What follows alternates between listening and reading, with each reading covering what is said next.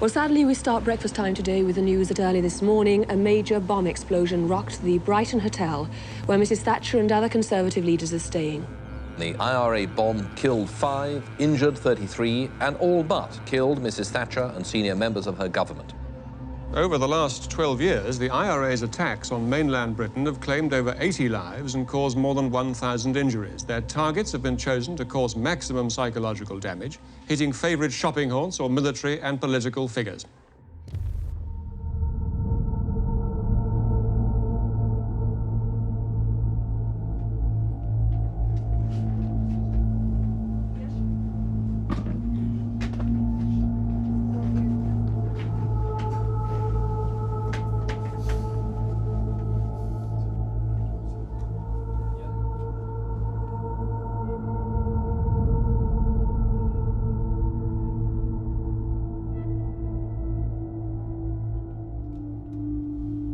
It was the perfect target, absolutely the perfect target. We were always thinking in terms of how we would hit the British establishment. We were talking about those in government or their financiers, supporters, administrators, all of that we'd regarded as legitimate targets.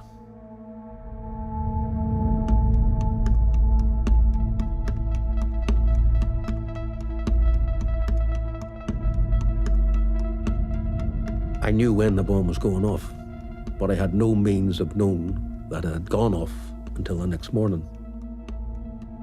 Did you manage to sleep that night? Fitfully.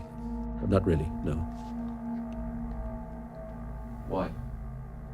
Well, in anticipation that it would be discovered at the last minute, or, you know, it wouldn't go off. Worse still, it wouldn't go off.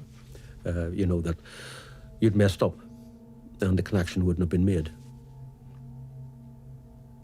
And that'd be your fault? It would be completely my fault. We'd never get another opportunity like that again.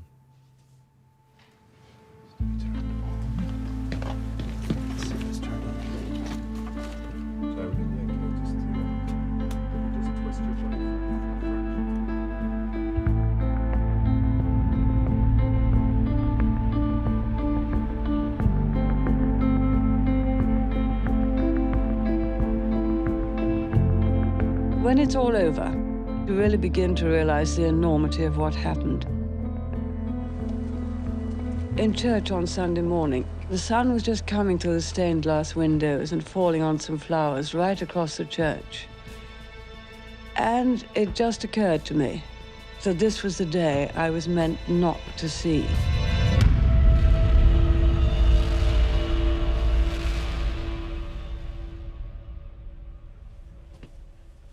Is this the right way round? Yes, you'll be on the left. See if this takes you back into the spirit of Brighton. Could you tap the space bar? Oh, God, I reckon this is the finest, in my opinion, this is the finest 9-mile promenade in Europe. This is in Europe. Does this look familiar? Yes, it is. False teeth. My father was a clergyman in Brighton, so I knew the town quite well. But of course, when you're small, you love the whole concept of rock and the rest of it.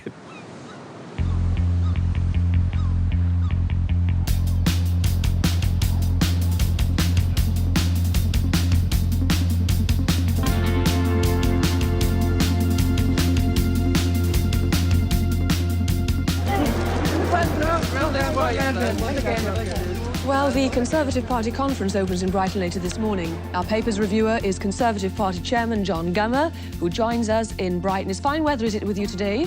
Well, I don't think I've looked at the weather terribly much so far this morning, but I can hear it outside. It doesn't sound terribly fine.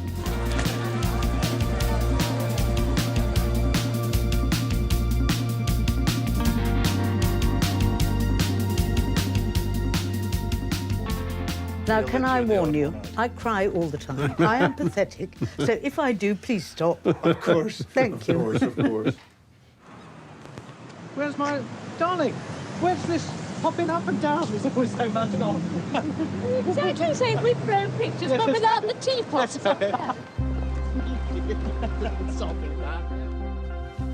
How long ago did you meet? We've been married for 47 years, so it must be 50 years ago. It's 50 years ago, yeah. Yeah, it's 50 Later years. this year. Forget about me, just look up. Can we have you both looking in that direction? I think both We both thought it was so silly. I always choose this day when the sun's setting to take Constitutional by the sea, is this? Everybody had their wives or husbands there, and they all knew each other too. As we would rush from one party to the next, we'd cross and recross, everybody trying to get to everything. We'd say, oh, hi, see you in a minute. And it was all just jovial. It gives me great pleasure to introduce our principal guest for this evening, the Prime Minister, the Right Honourable Margaret Thatcher.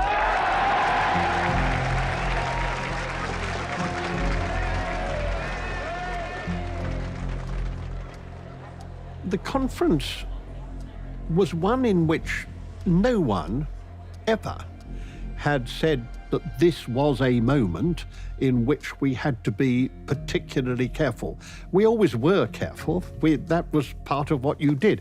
But I can't say that there was any circumstance in which police had said, this is a very special occasion, we've had warnings and such like. Looking back, perhaps we should have.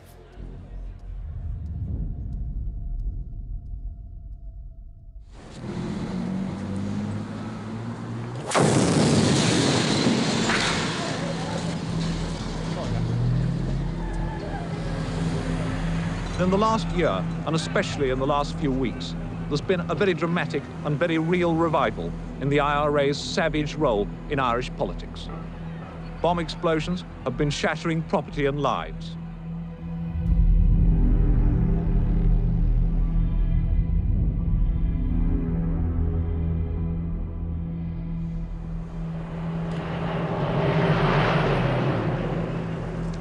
I was living in the Unity Flats, which was a very small Catholic enclave right at the start of the entrance to Loyalist West Belfast, the Shankill Road. But really did feel like we were occupied and we were having to defend ourselves. Things that were happening that the British Army were doing in our districts, doing on people I knew, and those people being killed, and then you were a witness to the incidents, you know. My understanding of it was that we were in a real war situation in the fight against the British Army.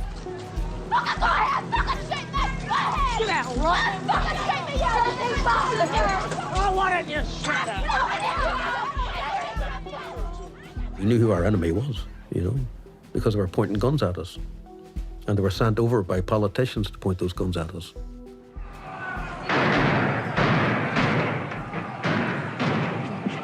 You mad bastard!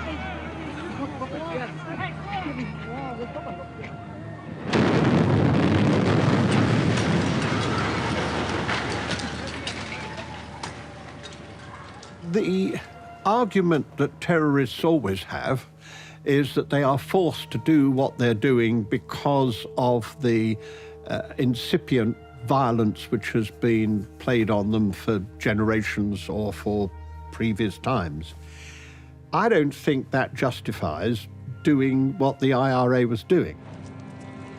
I mean, it is wicked to kill people. It is wicked to blow people up. It is wicked to leave bombs so that they could kill anybody without any kind of... That's wicked.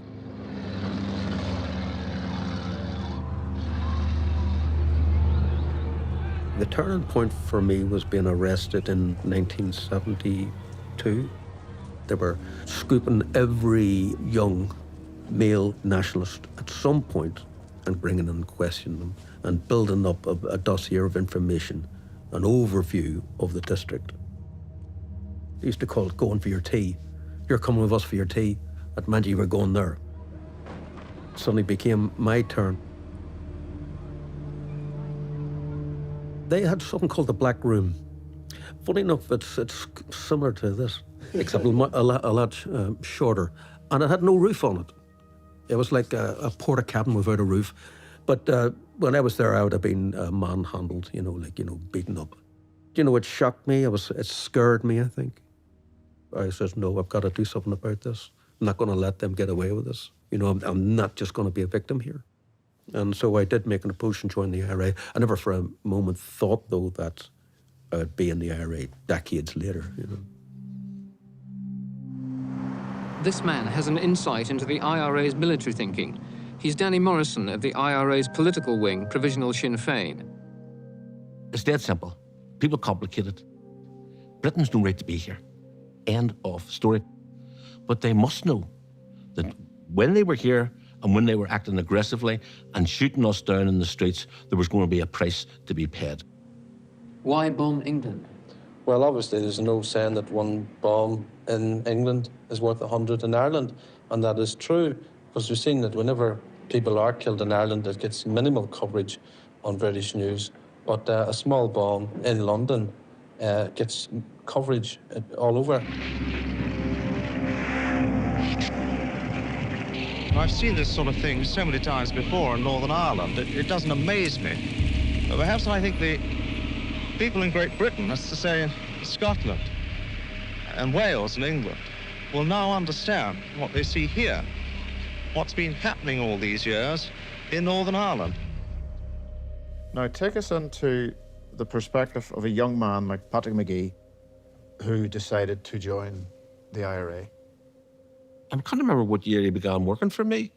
He worked on the Fublock, the Publican News. I was the editor. Pat was brilliant at graphic design and brilliant at crosswords, but a very quiet, intense, deep thinker. A true asset to the Republican struggle. Before you joined, do you sort of have an internal thought process which asks questions about what you'll be willing and not willing to do? Well, I can't remember a time when everything was sort of pre-figured out. There's a constant turnover of personnel, people being arrested or having to go on the run or being killed. There was a high turnover in engineers, as we would call them, people who were handy with explosives. And suddenly, it was down to me to fill the gap. So this was engineers are people that make bombs. Mm-hmm. I was good at making them. I guess you can say I became proficient. It's an attitude, I think, more than anything else. It's about being grounded, being careful, thinking things through.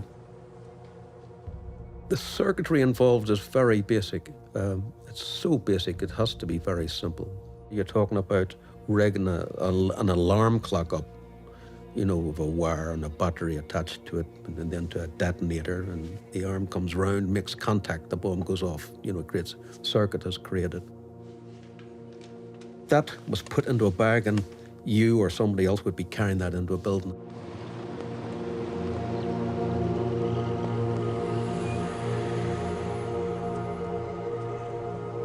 Reserve police officers from the Metropolitan Force have been drafted into Brighton this week to help the Sussex police cope with the Tory party conference. So how tight is the security surrounding the conference? I would defend anybody's right to have Republican views. They can have whatever views they want. It's a democracy. But when the killing starts, that's where you draw the line. Because I was Northern Irish, I was always sent into the Irish pubs. When you go into a pub, you walk in with your head down, your eyes towards the floor, you go straight to the bar, and you have a pint, preferably Guinness. Our job was to build up intelligence, which then led to evidence, which then led to convictions.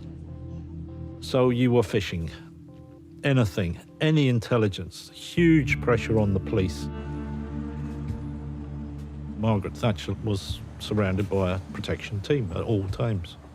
There would have been sniffer dogs, there would have been a search of the hotel, so it would have been declared safe. They would have spoken to the anti-terrorist squad. Do you know of anything? They would have spoken with Special Branch in London, who would have liaised with the Garda and the RUC. And if there was any whispers, they would say, oh, we think there's a threat to Thatcher. But there were no whispers. There is a special atmosphere to the conference hotel at a Tory conference. It's part cocktail party, part sounding board for gossip, rumour, flattery, even character assassination. What will Mrs. Thatcher say on the subject when tomorrow she makes her 10th conference speech as party leader? She's come a long way in that time.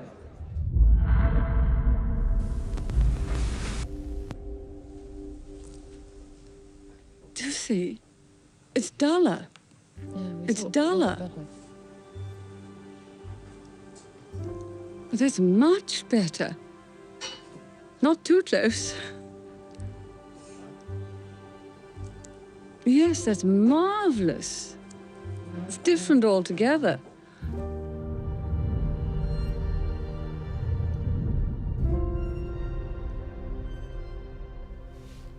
It's fairly safe to say that you were quite close to Mrs. Thatcher at the time. Yes, of course. The great thing was that once Mrs. Thatcher knew you were loyal, she enjoyed a good argument. And we used to have very good arguments late into the night. It's just nerves. You either sniff or you swallow or you gulp. At that time, the Tory party was in the doldrums, the government wasn't very good, and there was a sogginess about politics, which she was determined to put right. I think we all know in our hearts it's time for a change.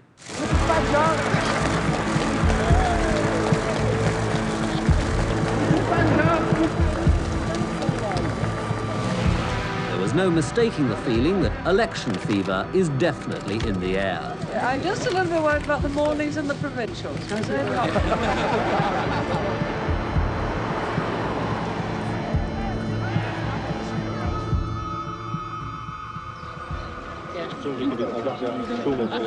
Someone being killed in Beaumont, but I'm coming to talk to you.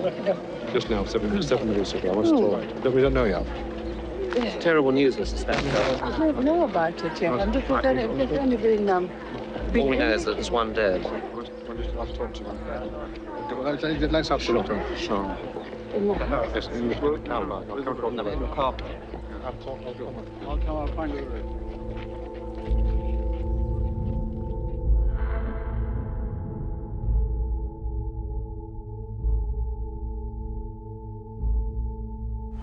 At precisely the time the explosion occurred, Mrs. Thatcher was 7 miles away in North London. She'd just made a speech about courage and compassion. When Mrs. Thatcher was given the news, nobody knew that the victim was one of her closest friends. How did the assassination of Erin Neve affect Mrs. Thatcher, do you think? Oh, well, she was devastated, of course. Devastated not only because of her friendship with him, but because of the nearness that this brought the whole thing. Ellie was a person of such rare qualities. Perhaps no one knew that better than I. If ever you were in difficulty, there he was. And just one more thing. Some devils built him. They must never, never, never be allowed to triumph. They must never prevail. Those of us who believe in the things that Harry fought for must see that our views are the ones which continue to live on in this country. She had total commitment to destroying this evil. An historic day for Britain. Mrs. Thatcher is now set to become Britain's first woman Prime Minister, as well as the first in the Western world. In the words of Erin Neve, whom we had hoped to bring here with us, there is now work to be done.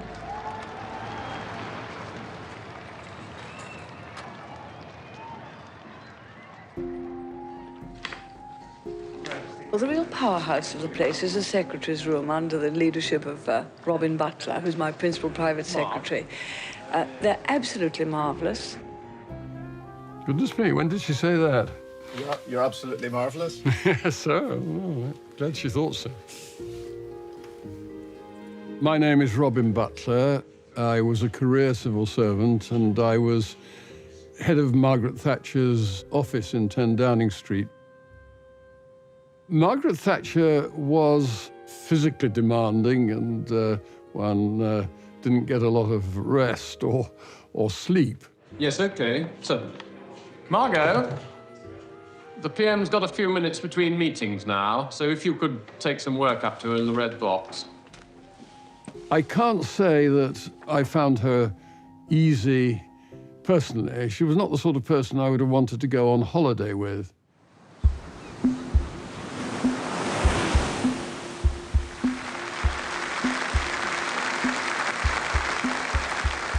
I believe that social security payments to strikers' families should be abolished, and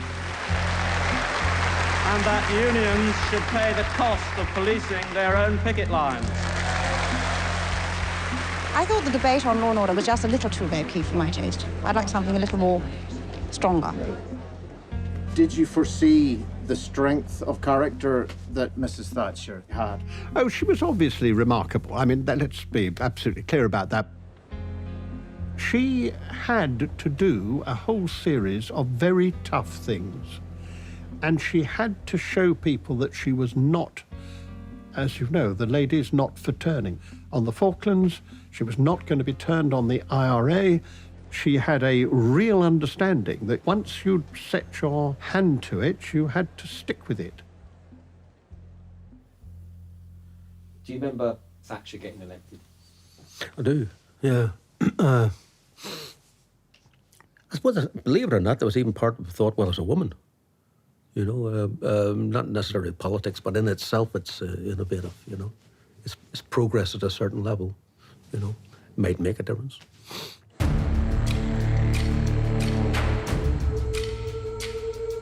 Margaret Thatcher was rather like a boxer who gets hit, gets knocked back onto the ropes, but their reaction is not to lean against the ropes, but immediately to come out and hit back.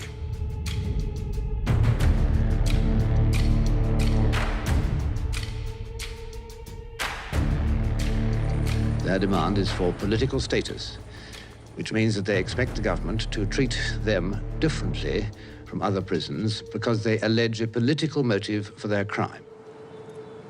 Faced now with the failure of their discredited cause, the men of violence have chosen in recent months to play what may well be their last card. Bobby Sands, the hunger striker and newly elected MP, is thought to have no more than a few days to live. The 3 Irish MPs who saw him yesterday have said he's determined to die unless the demands of the Maze prisoners are met. Well, now, Danny Morrison, you are Bobby Sands' own nominated spokesman up there in Belfast. Does this now, do you think, mean that Mr. Sands will either have to give in or to go ahead and die? I would say I probably think about the hunger strikers every day. And it's, what, 42 years now? 43 years. My son was offered his life for better conditions in prison, but not to cause further death outside. That's all I can say. How is he today? He's dying. The hunger strike lasted for 7 months. 7 months. For those 7 months, our office was open 24 hours a day. We slept on the floor. This is a meat block collection. We ask you to give as kindly as you can. Thatcher in particular was so intransigent. She had opportunities after opportunities to resolve it. I asked the Prime Minister whether the government's policy of no concessions to the H-Block campaigners meant she was prepared to see an endless stream of hunger strikers die. That is a matter for those who go on hunger strike and those who are encouraging them to do so. I will not give political status or special category status to people who are in fact criminals and who are the enemies of society. She was winning, and she was determined. She knew that the one thing she had to deal with was the terrorism. They saw her as intolerably tough, and therefore as somebody who really didn't understand. But of course, there was nothing to understand. She killed people. She killed people. We were on our way up to Wisdom when we got word that he had died. Yeah. What was the last communication that you had from your brother? The last message? I talked to him yesterday.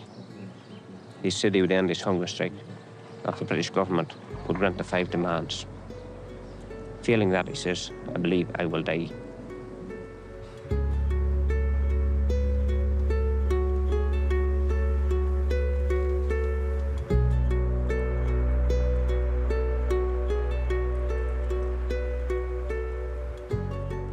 We knew the prisoners.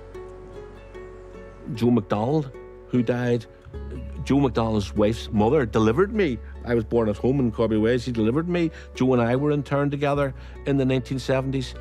Kieran Doherty, who died on hunger strike. Kieran was in the class below me in Glenroe CBS. His brother Michael sat behind me in class in that school. So we were all very, very, very close. And when a hunger striker died, it was your brother who died. It was awful.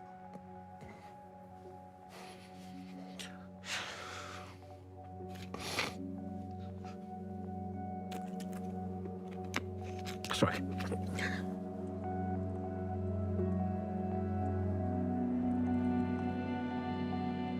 There was a definite concentration of thought after the hunger strike.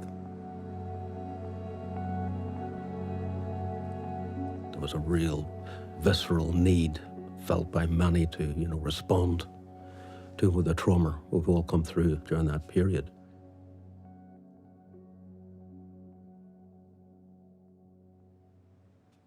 If you just twist your body fraction towards the cameras. Okay. Perfect. Thank you. I wasn't at all political. I was a little bit kind of, we just need to love, meditate, and I didn't tackle, the real issues around that time. But I do remember the hunger striking time and being horrified that Maggie Thatcher refused to listen to them. That really shook me. Around that time, my cousin Diana would have got engaged and married Prince Charles. And I didn't even go to the wedding because the life I was having felt more real. I spent a couple of years in the Himalayas. I lived without running water, without electric, very simply. And you've seen that one a million times, I'm sure, have you? Oh, that's how I lived. Look how happy. I thought change happened through inner change. I lived in peacetime and I was safe, and it never occurred to me that I'd be affected by a bomb.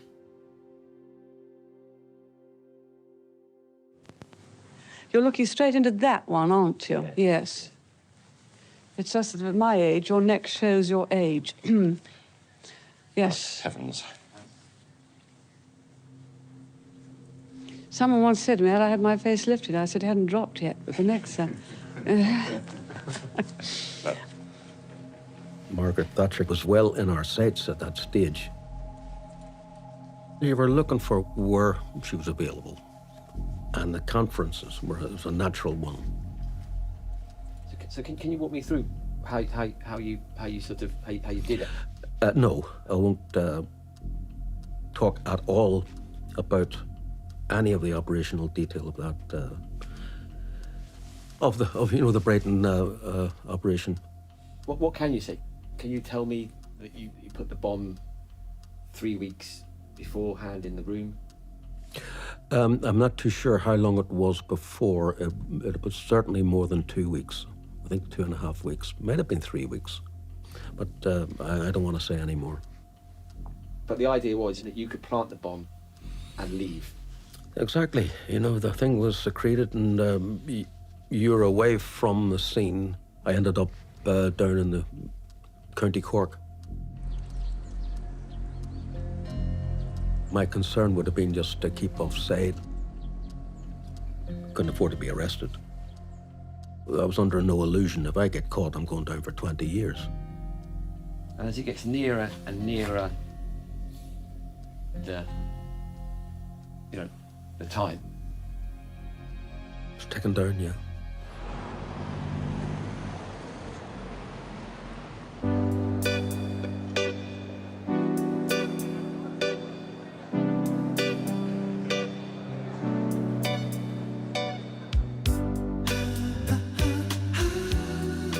My name's Leslie Brett. I was working as a sales manager in the Pink Coconut nightclub and discotheque in Brighton. Brighton was like a huge fun palace. There was nothing bad. Might have been lots of things naughty about Brighton. The most scary thing we had was the ghost train on the pier. That wasn't very scary. We would have extended a welcome to any politicians that were attending the conference. It was a busy night, this night. I was busy. It was let your hair down night.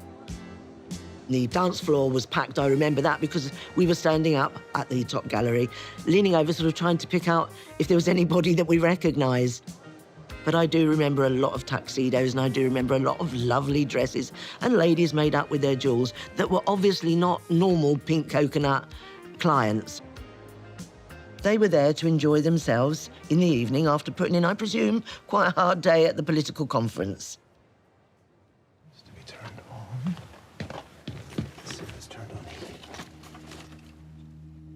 My name is Edward Berry. My father was Anthony Berry. My father was at the conference. He was Deputy Chief Whip, so he would have been there in a professional capacity. Would your father have considered himself a target for the IRA? My father would not have considered himself a target. I think a lot of these politicians of that era came in wanting to do good. I'm under no illusion, plenty of them like the idea of becoming powerful, and my father wasn't one of those. So this is a photograph taken, I think, from 1964. This is my father's campaign to be elected Member of Parliament for Southgate.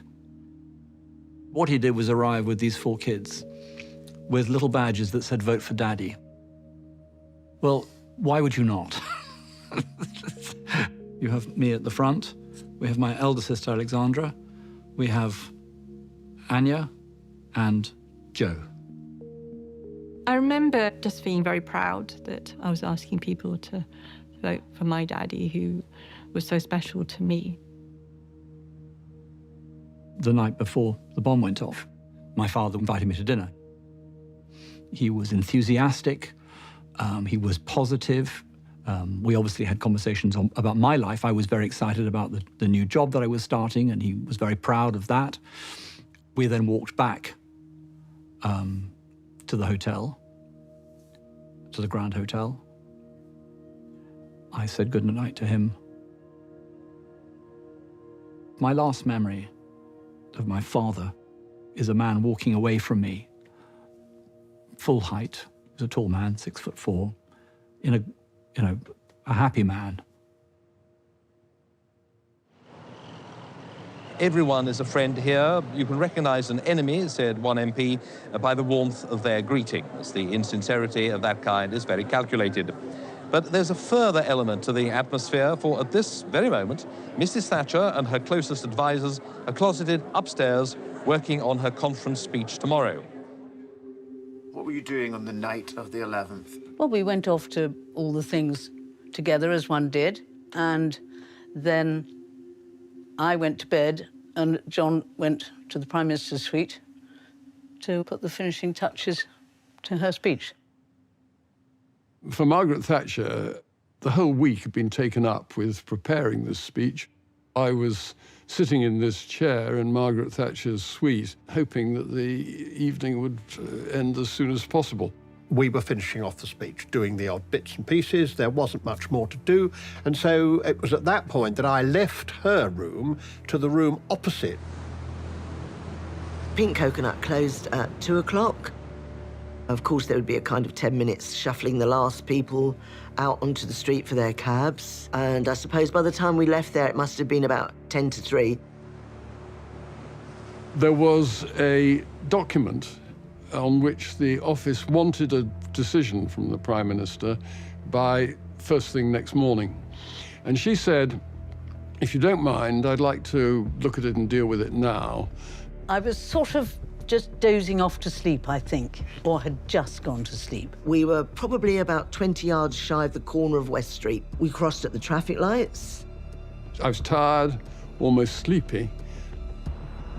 Everybody else had left her sitting room, and she was going through this document.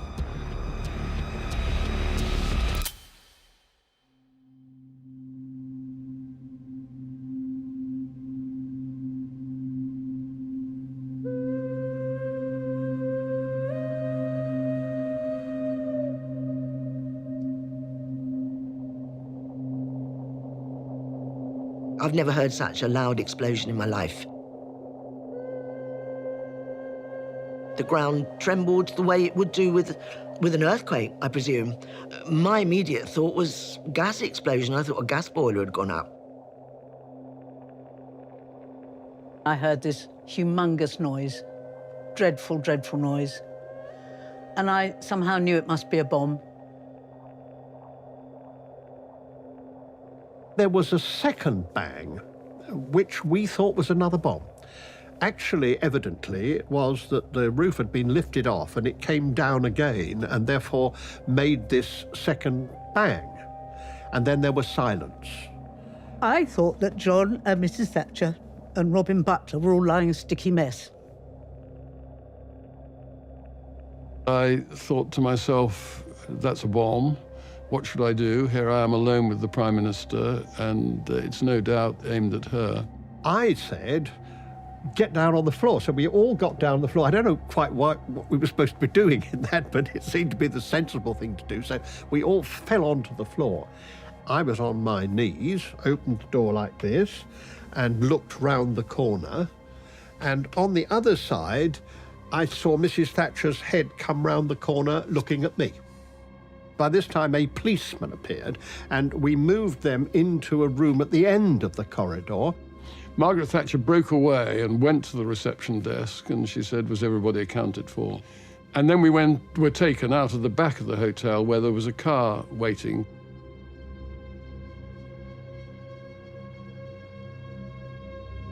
I then got on with my own business, which was what on earth had happened to Penny? The bomb was over there. I was sure that she must be dead because that was where the sound came from.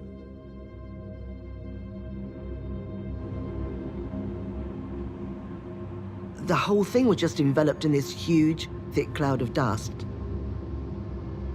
I could hear masonry falling, I could hear metal scraping, and people screaming, which was the most dreadful, dreadful thing to... I mean, it was just such a shock.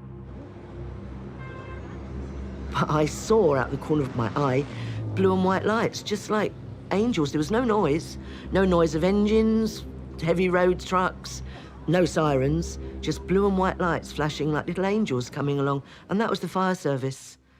Bless their hearts, and from then on, it was just total misery.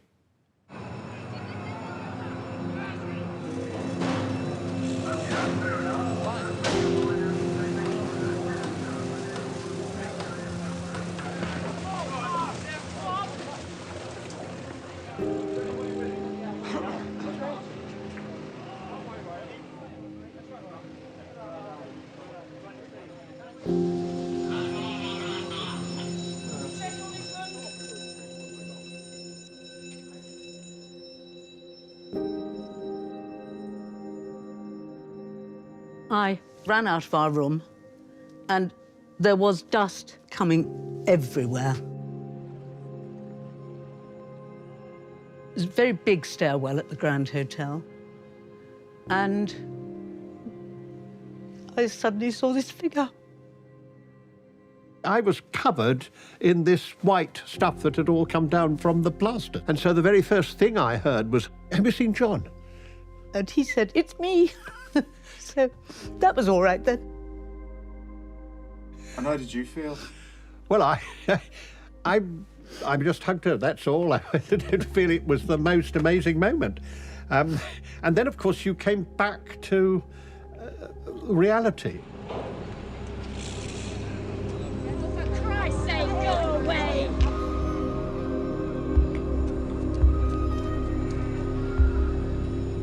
As dawn broke, firemen were still searching what was left of Brighton's once grand hotel.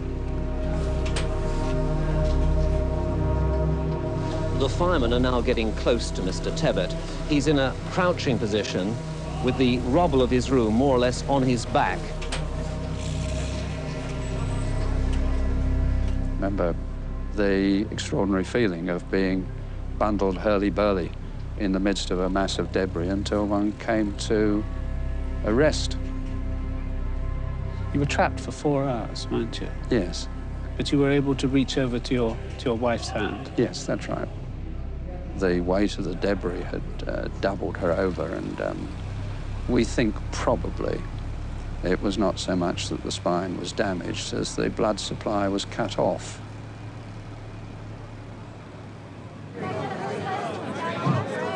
Right way, please. Right way. Prime Minister, could you tell us how you are, please? Very well, thank you very much. Our worry is whether there's anyone under that rubble, because I don't know whether you've seen it, but it's pretty awful. You hear about these atrocities, these bombs. You don't expect them to happen to you. But life must go on, as usual. And your conference will go on. Conference will go on. The conference, all right, John, the conference will go on, as usual. Thank you, Right, Prime Minister. thank you. I should be sorry. Thank you.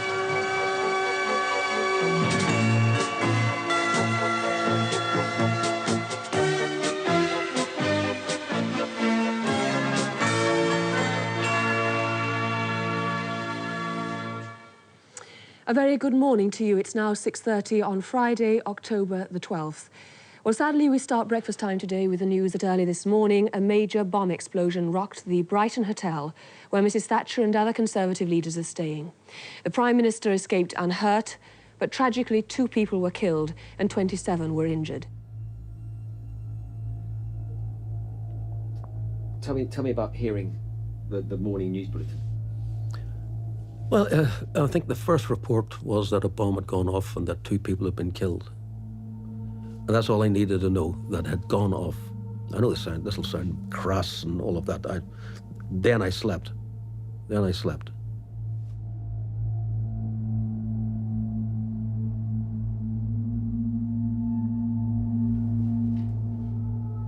On the 12th of October, the phone rang at probably about 6 in the morning. And it was my sister, Jo. And she said, "Is Dad okay?" So I said, "I don't know what you mean." She said, "Well, there's been a bomb at the Grand." I walked along, and the first thing I encountered was the Metropole Hotel. I went into a room full of people covered in dust, a lot of people still in nightwear, pajamas, dressing gowns. I found myself looking for my father. At about 7:30 in the morning, Margaret Thatcher appeared. I said to her, "Prime Minister, I'm afraid it's much worse than we first thought." And she didn't hesitate for a moment. And she said, "Well, the conference is due to begin again at 9:30, and at 9:30 we must start." And I was incredulous. I said, "This terrible thing has happened. Some of your closest colleagues have been killed, others seriously injured. The rescue's still going on. You can't mean to go on with a party political conference, can you?" Maggie Thatcher started the conference. And I remember we were looking to see if Dad was there, if somehow maybe he'd got in without us noticing. I mean, we were glued to the TV to see what was happening.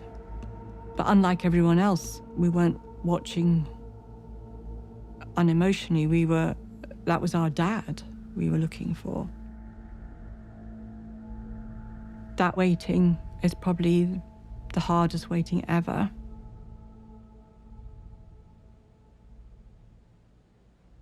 This is not good news. This is all wrong. I've not heard anything.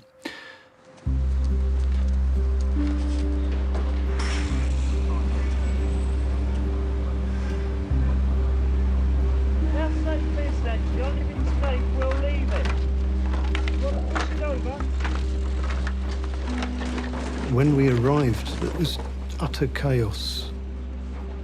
Ambulances, fire brigade turning up, more police officers screaming. All bomb scenes have this expectation of picking up body parts, being faced with very gruesome scenes. But at the time, you're not affected as such. It's something that hits later.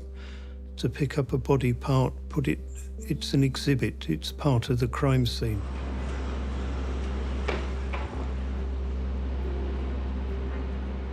There was a stage where everyone had been accounted for, except one particular individual who had been on the 6th floor.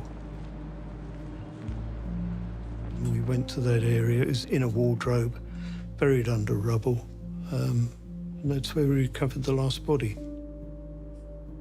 And I would say that I've held the anger and the anguish of that ever since. I remember going into a pub in Cork City itself. The TV would have had huge coverage of the bomb. And I just tried to pick up the mood around the bar, you know. There was a lot of giggling and, you know, it went down well. And that sounds terrible, but it did. I mean, it was popular. For a lot of the people, it was revenge. It was felt as revenge, just getting one back. In Belfast, it would have been jubilation in our areas, absolute jubilation. That raised people's hope that we would prevail. Are you also feeling, shit, I did that? I caused that pain? No. Or I should be a hypocrite. We were there to do that. You know, the 5 people killed and those injured. I think it was about 30 odd people injured. I wouldn't have felt beyond the label I'd applied to them, you know. They were Tories in conference. That was good enough, that justified it. What was your personal reaction to the bomb having gone off in Brighton? Well, now that I'm old, you know, I find the tragedy of death to be terrible, worse looking back. But at the time, to be honest, I probably regret that the IRA didn't kill her.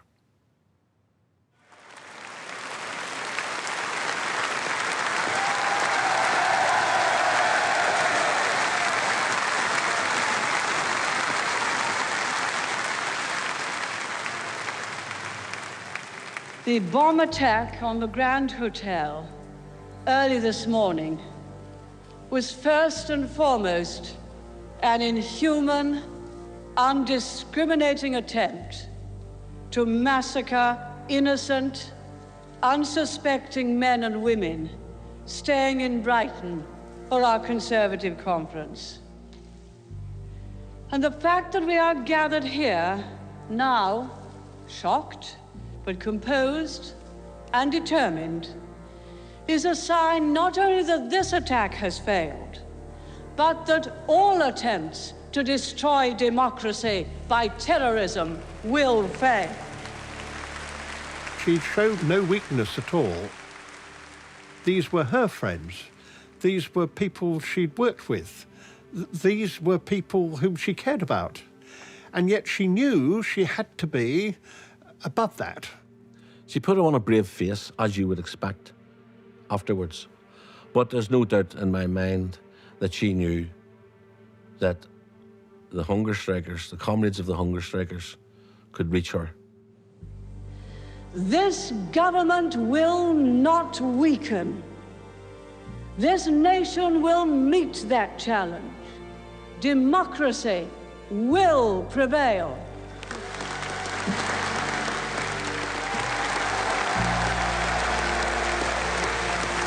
They cheered and stamped their feet for more than 7.5 minutes.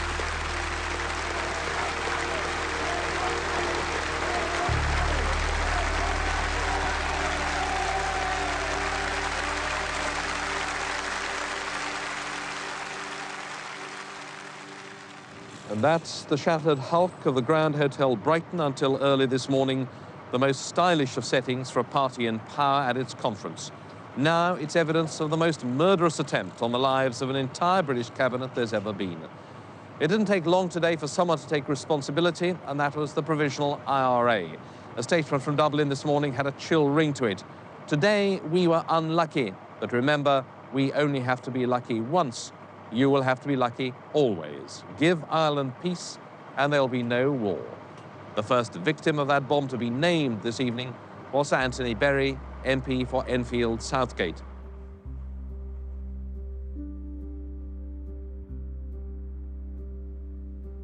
As it happens, my father wore a signet ring, and he gave me the same ring which I wear. He gave it to me when I was 21. And someone said, well, perhaps we can use this to identify. So they took my ring away. My brother rings from a call box. They'd found his body, and he'd identified the body with his own signet ring.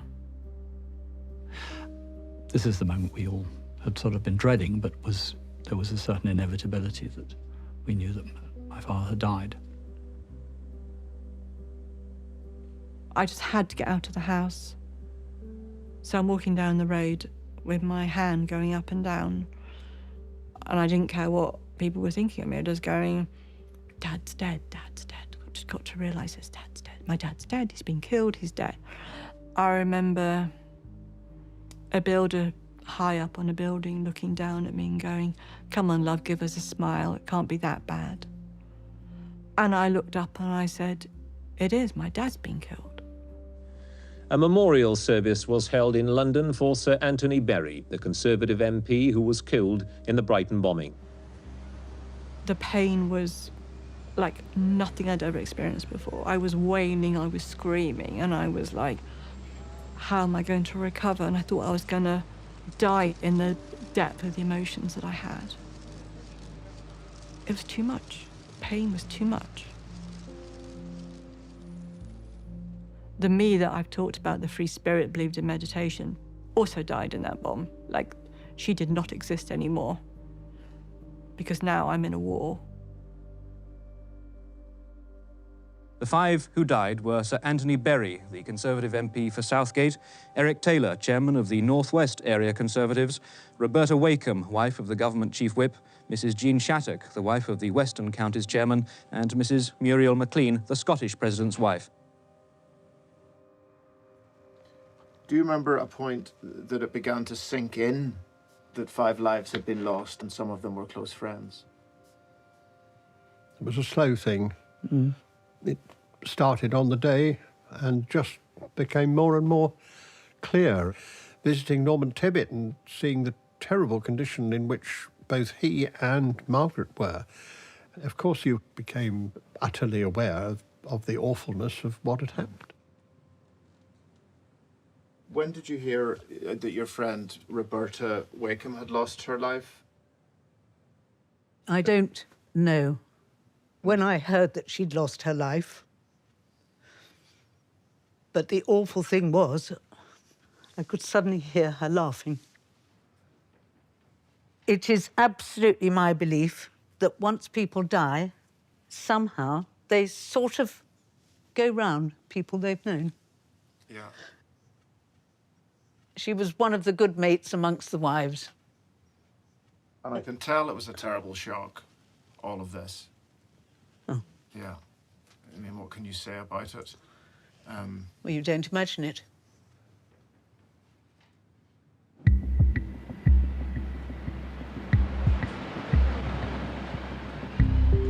Ten weeks ago, an IRA bomb devastated the Grand Hotel Brighton, killed 5, injured 33, and all but killed Mrs. Thatcher and senior members of her government. Today, Brighton police made a fresh appeal for information about a guest who stayed in the hotel in September using a false name and address.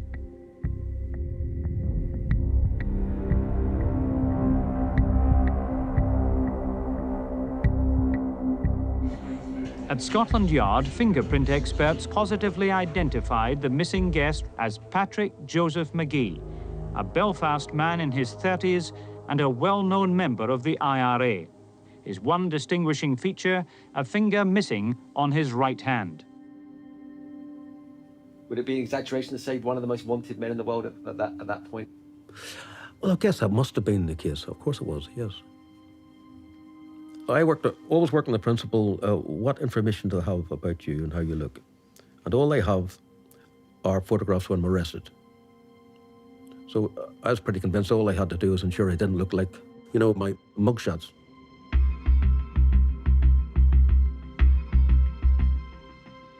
This was the #1 priority of all police officers in the United Kingdom. Our job was to follow the sympathisers and see if they lead us to McGee. The longer and longer he was at liberty, the more the pressure grew. Where is this man? Why haven't you caught him? England was a big field of haystacks, and we'd lose a needle in. The commitment I made at the time was to be out of the country for 2 years.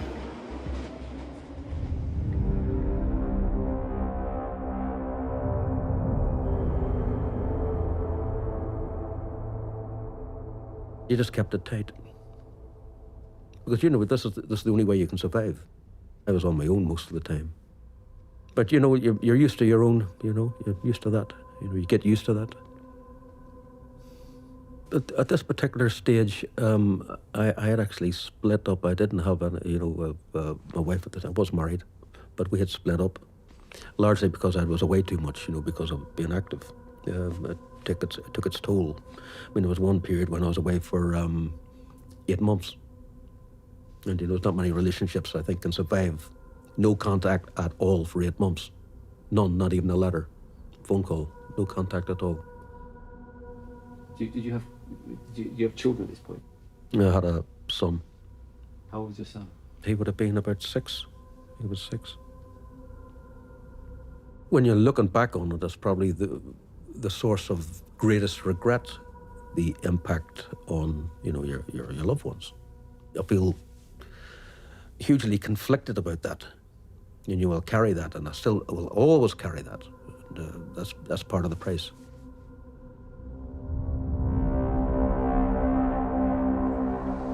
We were told that someone may be coming across from Northern Ireland, and we were to go to Scotland for the operation. Our job was to monitor Peter Sherry. He was suspected, I have to say suspected, of killing at least 9 people. Now, the RUC were telling us, follow this guy. Okay, don't lose him. There's a little bit of theatre involved in surveillance. It's an art form.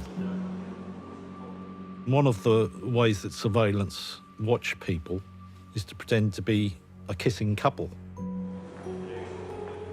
A female officer and a male officer sat down in the railway station and started canoodling and stroking hair.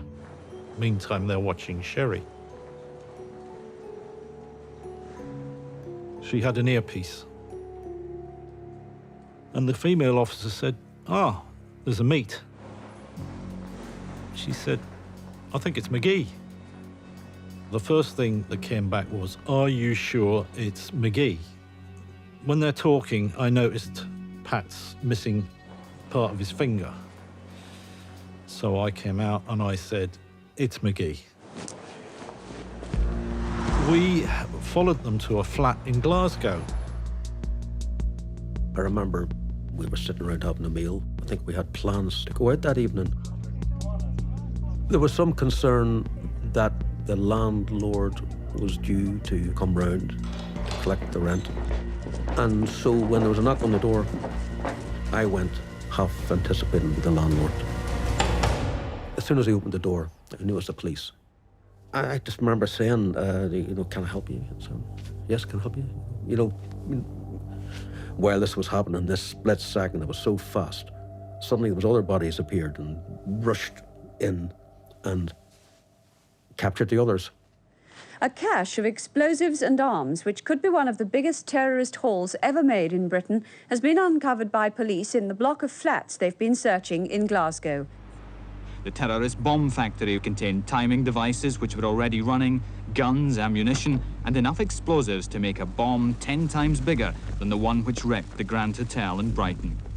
16 explosions had been planned using long delay bombs. They were to hit London and a dozen seaside resorts at the height of the summer season. I have to tell you that the Scottish police were very large gentlemen. And I get in the driver's seat and I look in the mirror and there's these two huge Glasgow police officers and Patrick McGee. And I look in the mirror and I go, ah, Pat.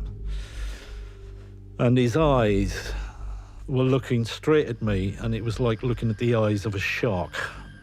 Cold eyes, you know. He's thinking, you can see his eyes thinking. I was looking a way out of it. I was looking, really desperate thinking, about looking for any angle, some way of taking advantage of a situation and hopefully in the chaos get away. It's impossible. Good evening. The man who tried to blow up the Prime Minister and most of her cabinet is tonight beginning a life sentence in prison. Guilty of the murder of 5 leading members of the Tory party at their conference in 1984. We were looking at some of the headlines. The killer in room 629. That's from the Daily Star. Oh, dear, I missed that one. You can have that if you want. No, you keep it. This is the Times. You're called inhuman. Yeah, I remember that one, yeah. I refused to stand for the judge, so I had this process of being dragged to my feet and held, while they were given the verdict.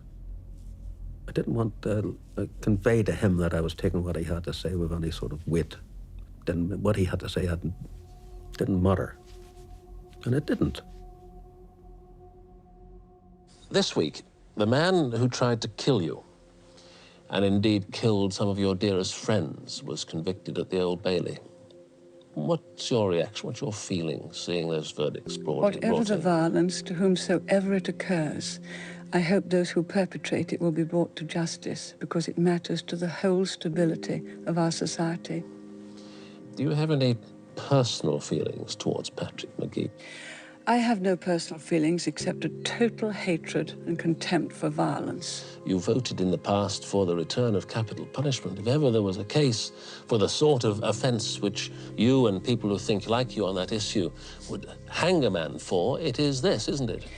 I have always voted for the return of capital punishment. I don't believe that people should be able to go out and do the most hideous crimes. Prime Minister, thank you very much for talking to us. Thank you.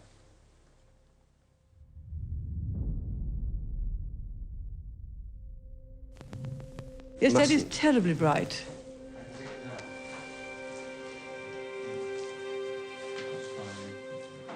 That's a bit better. Is that all right, That's better, much better.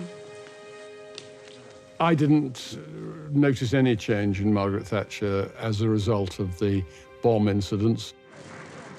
But I think that her utter defiance did, in the end, cause her downfall. Ladies and gentlemen, we're leaving Downing Street for the last time after 11.5 wonderful years. When she left, we were all in our trenches, still. There was complete stalemate. She was an impediment to peace. To us, she represented war. I don't regard the British government as having beaten the IRA. What I do regard them as having achieved was the defeat of violence as a means of achieving political ends. It was the fact that the British government were staunch, and in particular Margaret Thatcher was a leader in that in the end, I think, caused the nationalists to decide that it had to be achieved by politics or by negotiation.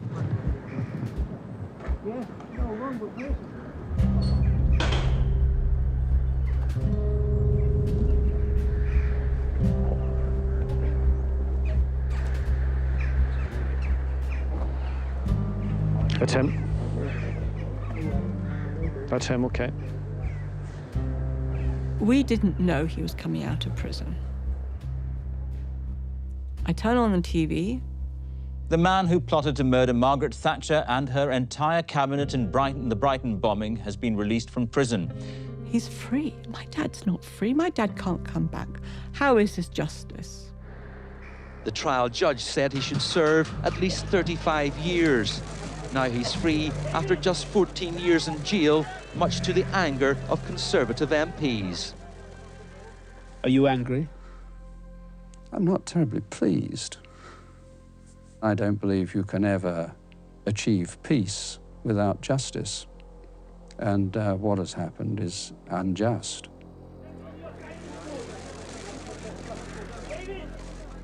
I remember looking into his eyes and thinking, does he feel any remorse? There he is, front seat, front right.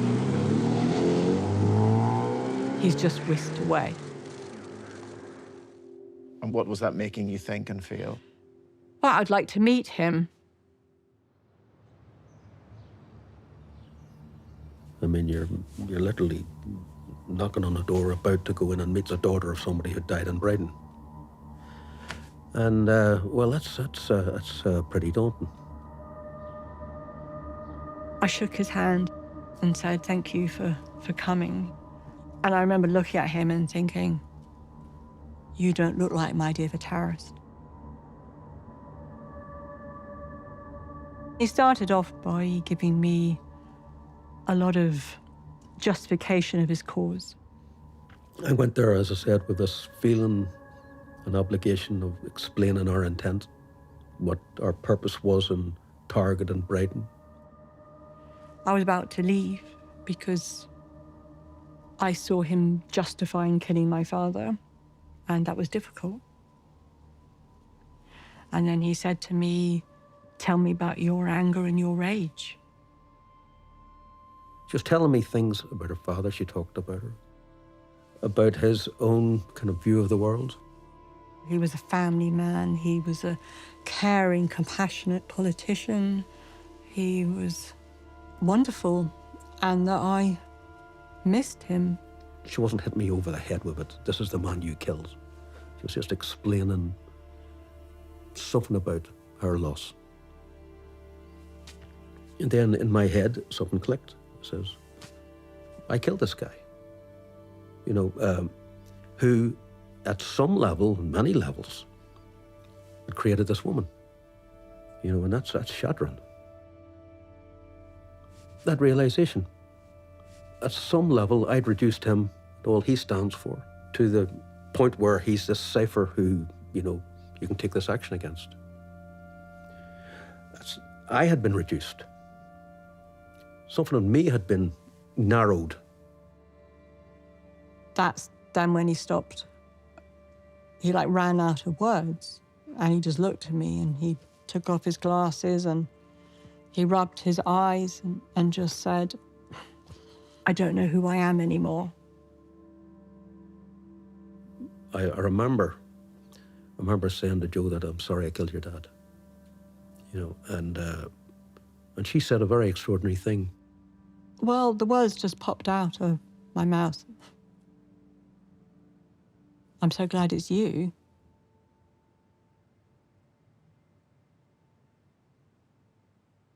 What on earth did you mean?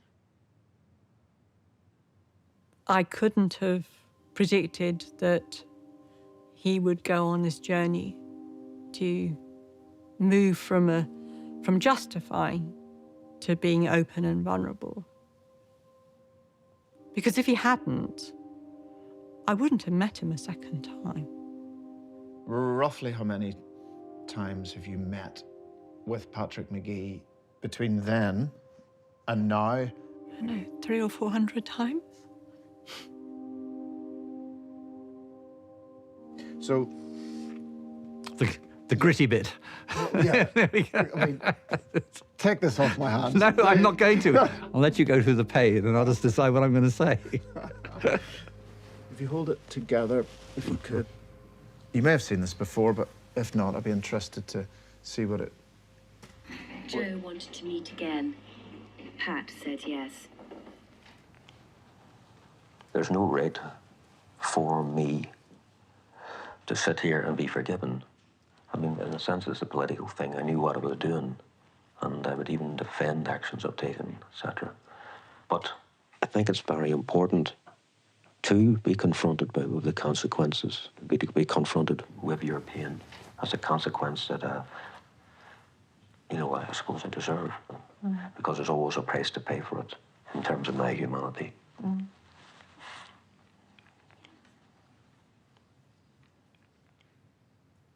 I have no emotion. I really don't. I'm sorry. I have nothing to offer on the subject of this gentleman. What's going through your head? I don't know if it should go on camera. I wonder what it really feels like inside his head. I wonder what his mum thinks. Well, the reason he did it was because he believed in his cause. He felt so strongly about it that he took these extraordinarily strong actions. But... Terrible actions. I mean, for him to use the word humanity is just disgraceful. Who does he think he is? The people he's maimed and killed. If my sister is on this particular journey, if it does good, then that's fine with me. I did meet Patrick. They were having this presentation.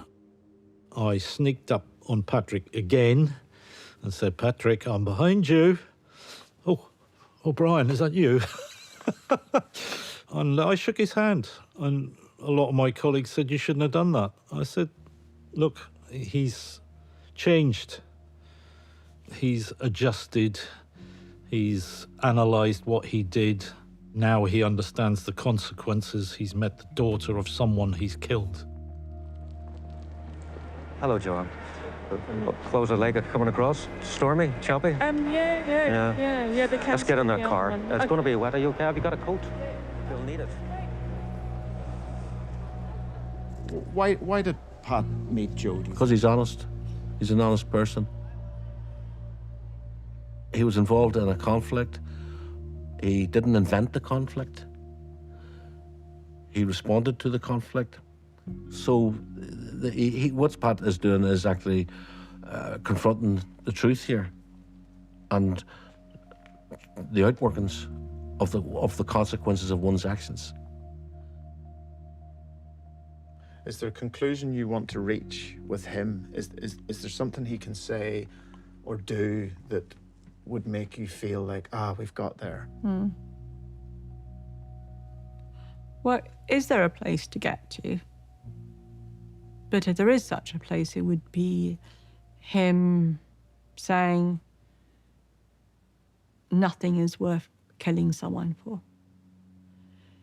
He says that he will never forgive himself because he isn't saying what he did was wrong.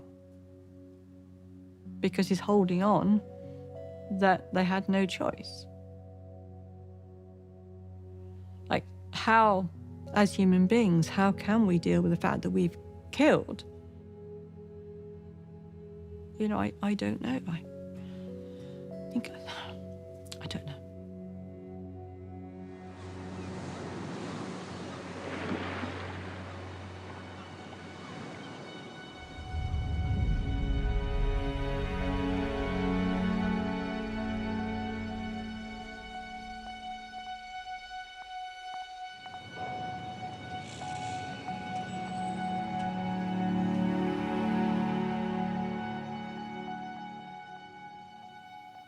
Do you think learning this would make it impossible for you to carry out something like the Brighton bomb ever again? I think the very fact that you know more about a person makes it impossible. Impossible for what? To hurt them. So on that level, yes. The usual, it sounds like a cop-out, and it isn't. When people don't have resources or don't feel they have alternatives, that happens. Violence happens. The work with Joe has been my response. Thank you, Pat.